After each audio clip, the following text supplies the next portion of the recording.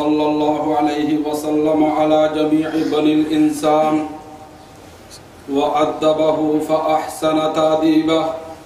فكان خلقه القرآن وأشهد أن لا إله إلا الله وحده لا شريك له وأشهد أن محمدا عبده ورسوله أفضل من تعبد لله وأناب أما بعد عباد الله واعلموا أن خير الكلام كلام الله وخير الهدي هدي محمد صلى الله عليه وسلم وشر الأمور محدثاتها وكل محدثة بدعة وكل بدعة ضلالة وكل ضلالة في النار أيها الأحبة أوصيكم ونفسي المذنبة بتقوى الله فإن التقوى رأس الطاعات يا أيها الذين آمنوا اتقوا الله حق تقاته ولا تموتن إلا وأنتم مسلمون وقد قال الله تعالى في القرآن المجيد وفرقانه الحميد بيانا عن حكمة لقمان عليه السلام ووصيته لابنه ولقد آتينا لقمان الحكمة أن اشكر لله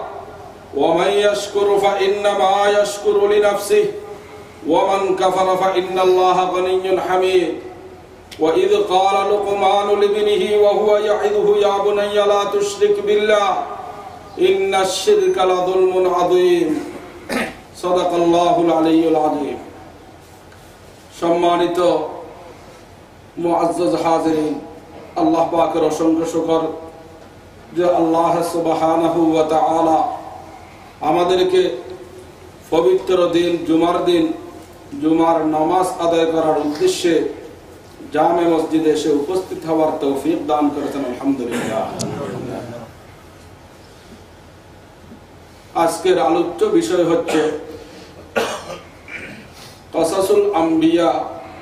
কাসাসুল কোরআন। কোরআন মজিদের মধ্যে আল্লাহ সুবহানাহু ওয়া তাআলা বিভিন্ন ঘটনা ওয়াকিআত